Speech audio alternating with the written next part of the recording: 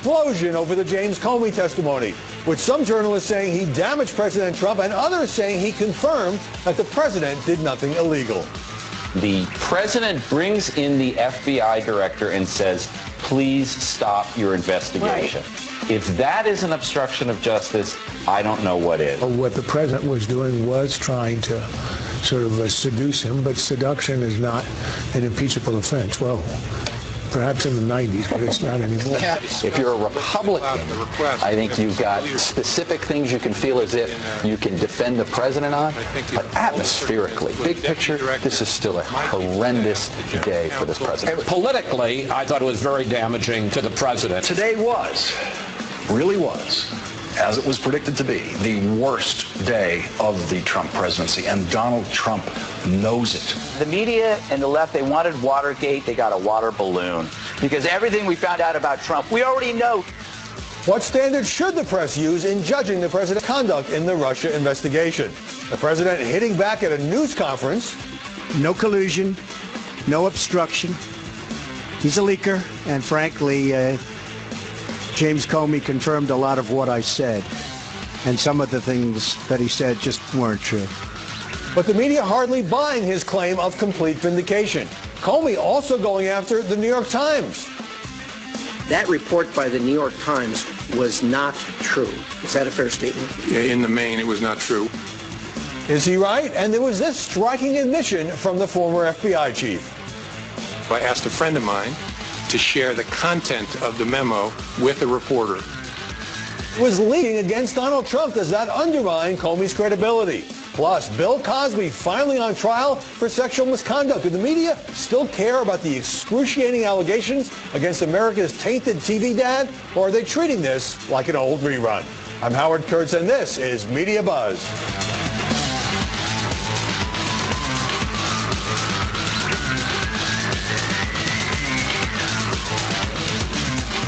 It was a buildup of Watergate proportions, with all the broadcast and cable news networks carrying the Senate hearing in which the former FBI director made a series of allegations against the president.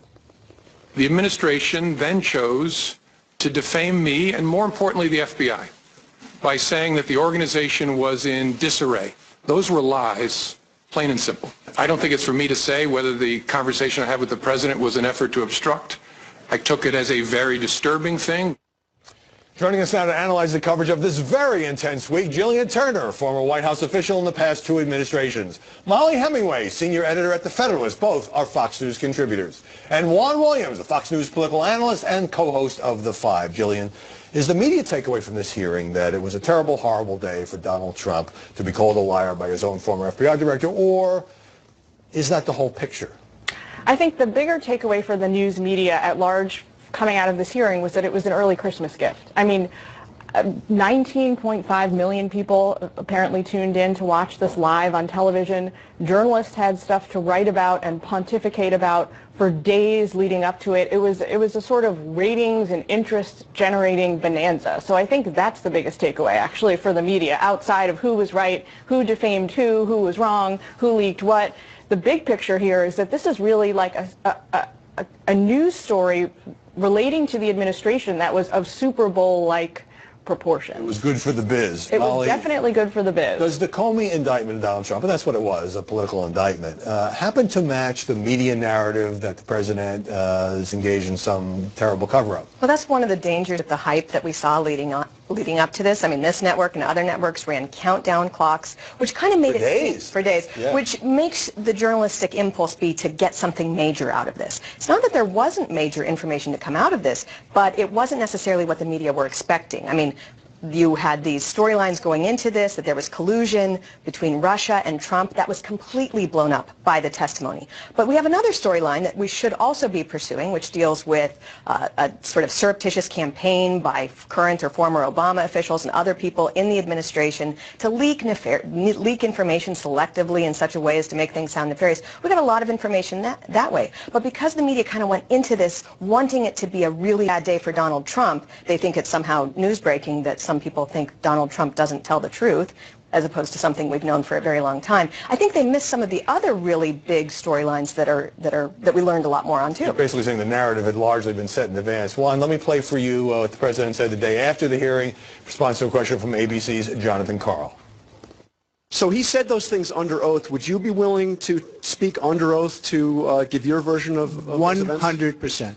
I didn't say under oath. I hardly know the man. I'm not going to say, I want you to pledge allegiance. Who would do that? Who would ask a man to pledge allegiance under oath? Juan, you're not under oath here, but what's been the media reaction to that comment by the president and also to the Comey hearings as a whole? Well, it's Comey versus Trump. And so it's like a wrestling match, and you have people who align with the hero, and their hero could be, and remember, in previous incarnations, Jim Comey was a hero to the left, remember going back to the Ashcroft Justice Department, and then he was a villain to the left in the Clinton situation. Now he's a hero to the left again in this situation. But Trump has his backers. I don't think there's any question. If we just focus for a moment, Howie, on the media, you could watch different channels. I'm here citing my Fox 5 co-host Dana Perino, who said if you watched one channel, you would read that Trump was totally vindicated, which is Trump's language. But if you watched other channels, and if you read newspapers, in specific the big newspapers, you would think this was a man who was facing charges from the former FBI director that he was a liar and undercutting his administration's veracity. To the high ground here, which is, what standard are the media using? And it may, of course, depend on where you sit on the political fence, because one standard seems to be that there was a cover-up, but a cover-up of what? It still seems at this stage to be no evidence of anything at the bottom of this, meaning this alleged collusion with Russia that has not been proven. So to bolster Juan's point and Dana's and speak to your question, this was the most polarized coverage of a news story I think we've maybe ever seen, in the sense that... Or at least since last week. Well, I certainly think in a sense it was more polarizing than even the election cycle, because that's supposed to be polarizing. Right. That's the whole point. You're supposed to figure out... Exactly. Yeah. This is not supposed to be that, and it turned out to be that way. What I'll say about Director Comey is that it's fairly regular at this point for a current former senior government official to try and really bend and shape and provoke certain outcomes in the media to try and benefit themselves. What was a little bit unique here is the degree to which we saw a former FBI director actually try to incite the special investigator, essentially and potentially a criminal investigation of the president. Which he acknowledged. Very skillful political machinations there. Give me a reality check here on the hypocrisy question, because it seems to me that some liberal commentators are saying what Donald Trump did was horrible. It doesn't matter if it leads to impeachment or not. And some conservative commentators are saying whatever Donald Trump did is okay because he didn't break the law. Well, it does seem that people aren't letting the facts determine how they cover these things. And there is a lot of difficulty here in that we do need to put things in context. I mean, there are these issues of truth-telling that really are important. And Donald Trump does have a history of being fast and loose with how he talks about things. In some ways, the most surprising thing about this whole testimony was that he was telling the truth when he wrote in the firing letter that Jim Comey had told him 3 times that he wasn't under investigation, something that Comey's very close friends told us was not true. So Comey, who has presented himself as this Boy Scout, goes and gives testimony that made him seem like a grade A bureaucratic operator, leaking documents, leaking government documents for political purposes. And so if you think that Donald Trump had a lot of credibility to lose, you think that that was a bad day for him. If you think that Jim Comey had a lot of credibility to lose, and I would say he did, it was a much different day. Right. It is true that some of what James Comey said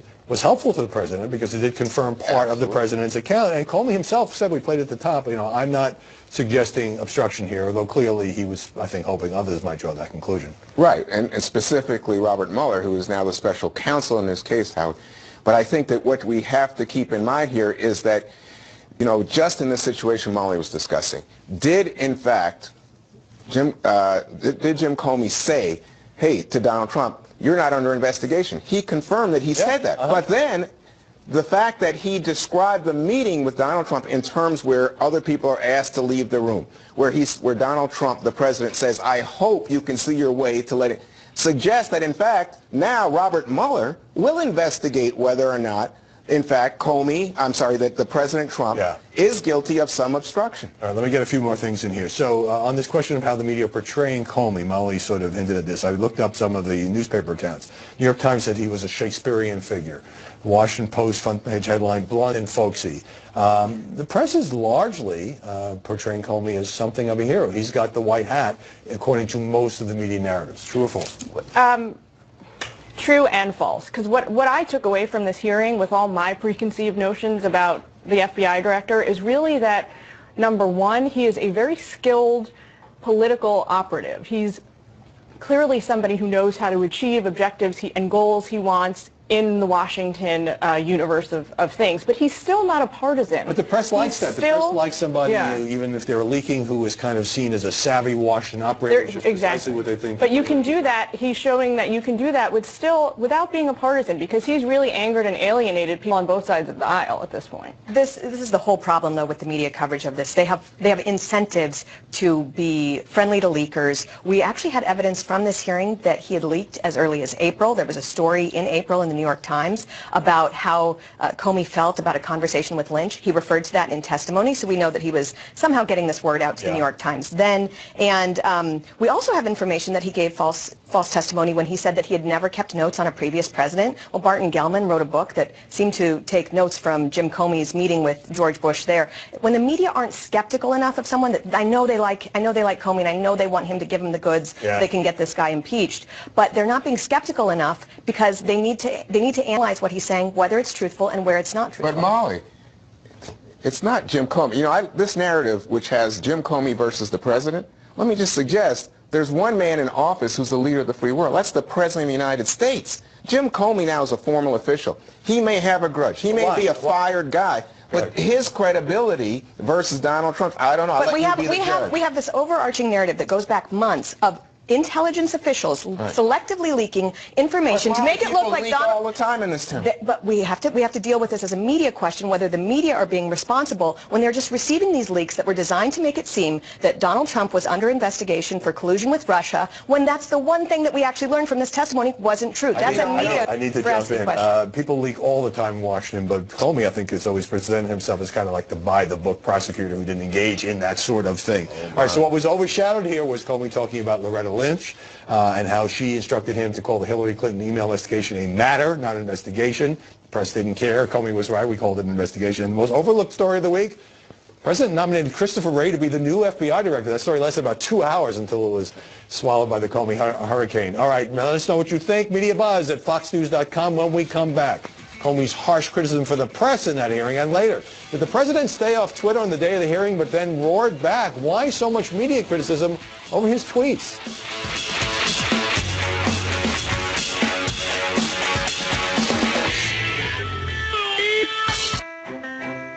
Finished. You wouldn't want your painter to quit part way.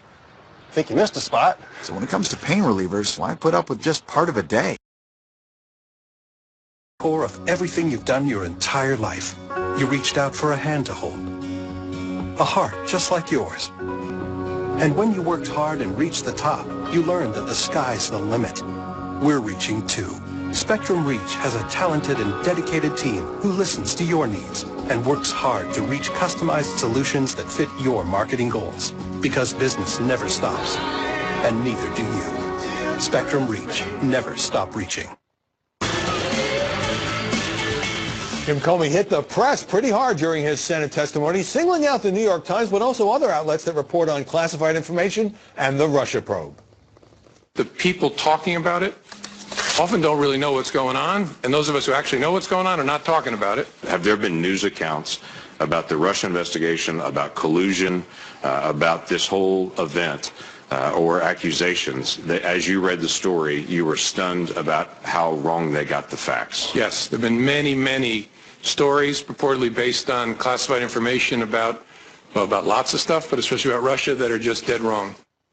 Molly Hemingway Comey particularly unloaded on this New York Times story from February. Headline, Trump campaign aides had repeated contacts with Russian intelligence. The Times did do a story on that, but didn't get a whole lot of media coverage that he was attacking the New York Times. Yeah, it was interesting how much of what Jim Comey said about the media didn't get reported by the media. He really said that they have had problems with how they report. He didn't specify how this story was wrong in the New York Times, and they didn't really do much to check it other than reread their story. They said they couldn't contact their sources again, and that he had given them no information, so they weren't going to change their story. But it does speak to the problem with anonymous sources. We have had so many stories using selective leaks from anonymous sources that nobody else can verify that have turned out to be wrong.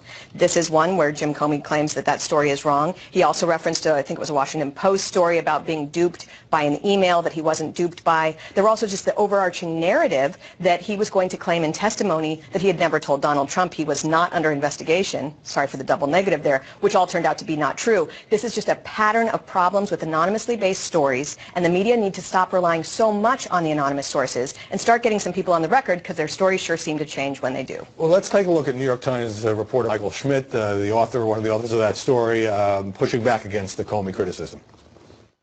We've never been given an explanation by the FBI. We went back to the FBI today and said, please clarify for us, tell us where we were wrong, and they did not provide us that information.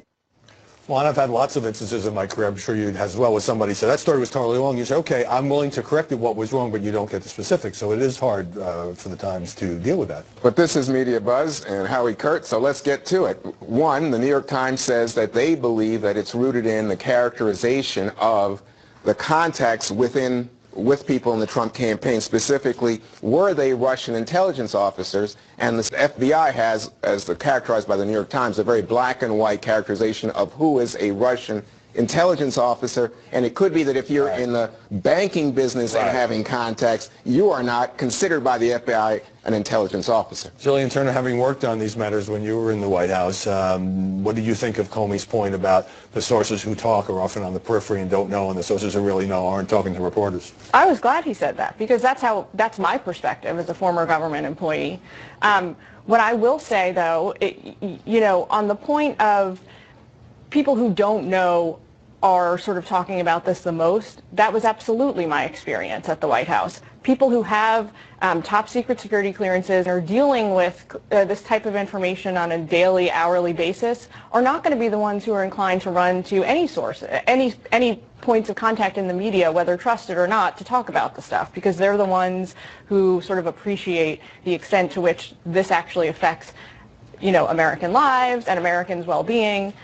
So I was happy to hear him say that. Having said that, if you believe the media reports themselves, they were saying that they were being leaked to by high-level former Obama officials. High level is the key. And in fact, when you look at the dossier story, that was something known by very few people. That would have been intelligence chiefs or very few other people. It is the height of silliness to see Jim Comey saying, people who know don't leak, when it seems like that story was leaked precisely to undermine the president. But the dossier story, now he said he refused to comment on it. I thought he was going to blow that out of the water, Molly. He didn't. And he probably doesn't want to comment on it because the FBI should have had nothing to do with that silly dossier. And there's a lot that media people should be looking into with that dossier story. This is a dossier that has not been confirmed and put together by an ex-spy, a lot of unsubstantiated charges. Comey kind of put it in play by putting it in his opening statement. By the way, I agree with you about anonymous sources, but the leaked stories to the Washington Post and New York Times about Comey's version of these contacts with President Trump did turn out to be true, probably largely because they were leaked by Comey or people close to him.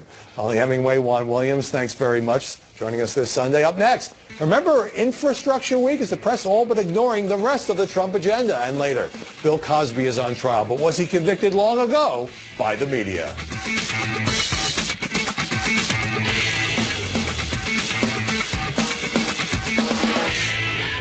80% of recurrent ischemic strokes could be prevented with the right steps. And take it from me, every step counts. A Bayer aspirin regimen is one of those steps in helping prevent another stroke.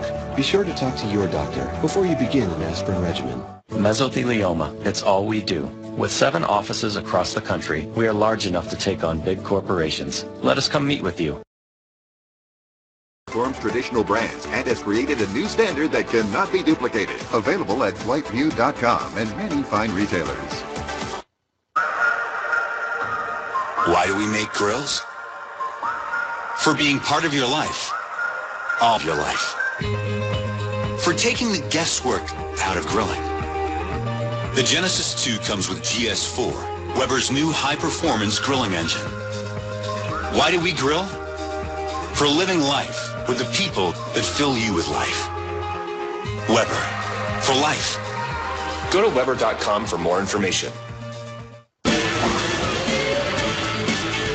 Scandalous allegations envelop a president. What's the impact on the people around him? Jillian Turner has worked for the White House under George W. Bush and Barack Obama. So when one of these huge controversies explodes, how distracting is it for the staff? It's 100% distracting. And I would say it verges on sucking all the air out of the room, no matter where you are at the White House. So if you're someone who's trying to implement a domestic political agenda or message to the American people or work on U.S. foreign policy, it makes your job 1,000 times harder. And they all say no matter publicly, what. well, we're totally focused on carrying out the work of the American people. But meanwhile, then not only is it eating up, the available ink, news space and airtime, but you might have to worry about hiring a lawyer yourself, depending on your job. Well, I certainly, some people and certainly political appointees inside an administration will often do that, hire a communications person or a lawyer or whatever it may be to help them shore up their own defense in a case like this. But something here that's so clearly in the sort of national security realm of scandals, what happens to the folks who are working these issues inside the White House is they lose their #1 advocate. They lose the main voice in the room that counts, and that's the president. So it means that if you're somebody who's working on non-Russia related U.S. foreign policy, be it trade, be it anti-terrorism, be it counterproliferation, you have to, the president is X'd out. You saw just 2 days ago standing up there with the president of Romania. No one cares. No one cares who he's standing next to or what they're talking about. They want to talk about Russia. So if you're someone who's working on Romania policy, you've got to look elsewhere. You've got to look to the Secretary of State, the National Security Advisor. I see. You lose the biggest megaphone in the White House. But sets me up for my final question, which is, this was supposed to be Infrastructure Week. The president did, in fact, hold meetings and give several speeches on infrastructure. But the media attention was so focused on Comey and Russia. When he was speaking, I believe on Friday, about infrastructure, here are two banners that went up on the screen. CNN, Trump speaks live after calling Comey a liar. MSNBC, Trump talks infrastructure after blasting Comey. And that kind of speaks to your point. Yeah, if you're that team that put together Infrastructure Week and you're excited to roll it out this past week and deliver some results and some commitments to the American people, it was a mightily depressing week for you as you realize no one in the international news media or the domestic media particularly cared about what you had to say. It's that kind of thing that it doesn't make people's jobs impossible, but it makes them a lot more difficult. Yeah, I just say that at the same time, there is some responsibility on the part of the media to keep reporting on things that actually affect the lives of most Americans and not just Washington scandal stuff. Jillian Turner, great to see you. Thanks so much. Ahead, some media outlets report on what Jim Comey was going to say at that hearing. How did they get it so wrong? But first, is the press going easy on Comey for admitting he's a high-level leaker? Ed Henry is on deck.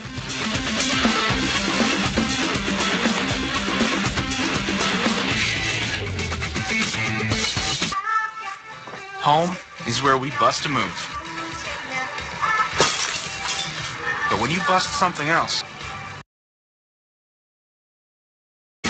James Comey wanted to get his side of the story out after President Trump fired him. More specifically, the memo he wrote alleging the president suggested he end the investigation of Mike Flynn. So he had a friend at Columbia Law School share it with the New York Times. Why did Comey hide behind a curtain of anonymity? So why didn't you give those to somebody yourself rather than give them through a third party? Because I was worried the media was camping at the end of my driveway at that point, and I was actually going out of town with my wife to hide, and I worried it would be like feeding seagulls at the beach. Joining us now in the studio is Ed Henry, Fox's chief national correspondent. Seagulls, huh? So Comey admits this instance of leaking. For an FBI guy, he's got his fingerprints on a lot of these other leaks. And doesn't this kind of dent his halo a little bit in the way the media have been lionizing him? Look, I mean, on one hand, he certainly has the ability, as any American citizen, to tell his side of the story. And I think James Comey was pilloried by this White House. He has a duty to speak out, tell his side of the story. But this idea that he's a white knight, this idea that, oh, he's shocked by leaks. I went back and looked at the record, and I think a lot of people have missed this. May 3rd, he was under oath, Senate Judiciary Committee, before he was fired. And James Comey was asked by Chuck Grassley, have you ever been an anonymous source of news reports about matters related to the Trump investigation or Clinton investigations? Never. Followed up, have you ever authorized someone else at the FBI to leak information in either of those? He says no. And then finally said, are you aware of any classified information related to the president or his associates leaking out? Not to my knowledge. This was before he got fired. Not to my knowledge is kind of an odd answer, number one. Yeah. But number two, the idea that Grassley asked him whether he had allowed others to leak anything, and he said under oath, no, no, no. Hang on a second. Now the playbook, according to James Comey, in this latest hearing is, I can use somebody over at Columbia. Do you really believe that was the first time James Comey did that? It sounded like someone who had been leaking a lot before. Yeah, it's a leaky town, but nevertheless, you. But as FBI director, you're not supposed to be giving out FBI director. Yeah. All right. So you've spent many years at the White House trying to ask tough questions of the president and other officials. Let's look at when President Trump was kind of deciding to call on ABC correspondent Jonathan Karl. Should I take one of the killer networks that treat me so badly as fake news? Should I do that? Huh? Go ahead, John.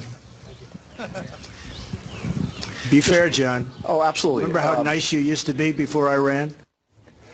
So how much does that get you off balance? And is that what the president was trying to do? That's really what he's trying to do. I mean, President Obama would do that to me sometimes. He'd needle you, and you got to just stick to what you want to ask and be as fair as you can. And by the way, I think John Karl doesn't really fall into the category, in fairness, that the president was lumping. There are plenty of people in mainstream media who've been beating up on this president at all costs, not giving him a fair shake. I actually think John Karl is one of the folks who tends to give him a fair shake, number one. And number two, he asked a tough but fair question that yielded a lot of news because the president offered up the, testifying under oath to the special counsel. That was a big deal. It came from a fair reporter. Instinct, and the president could have ducked it, but he didn't.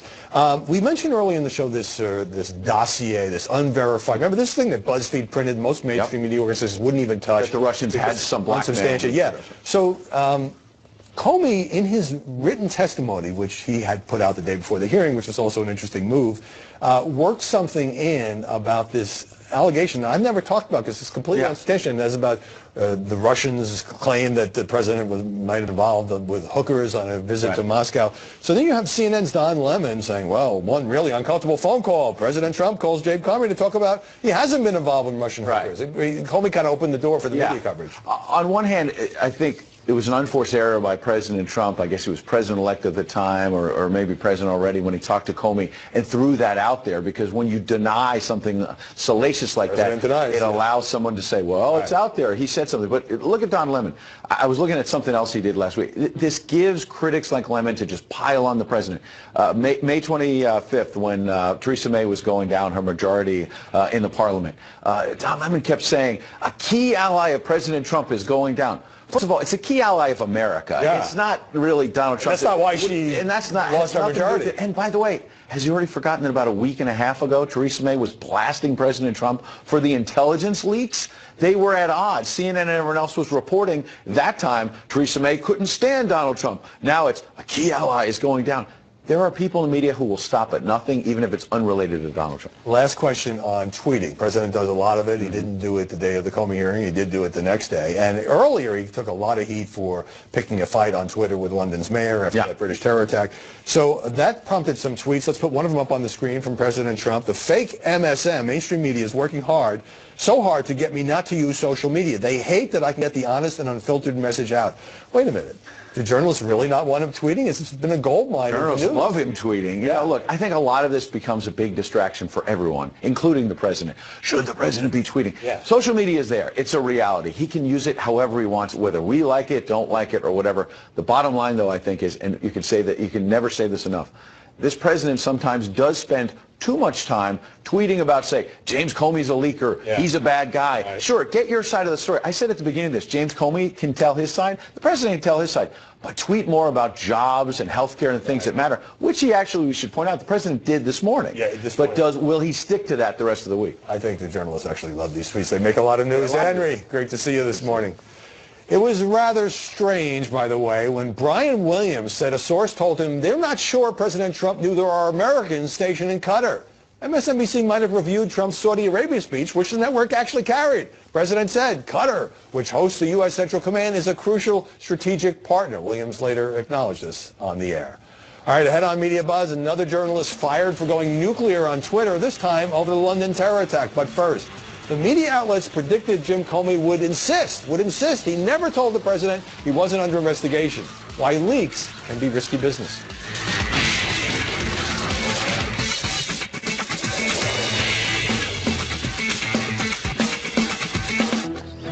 when you have allergies?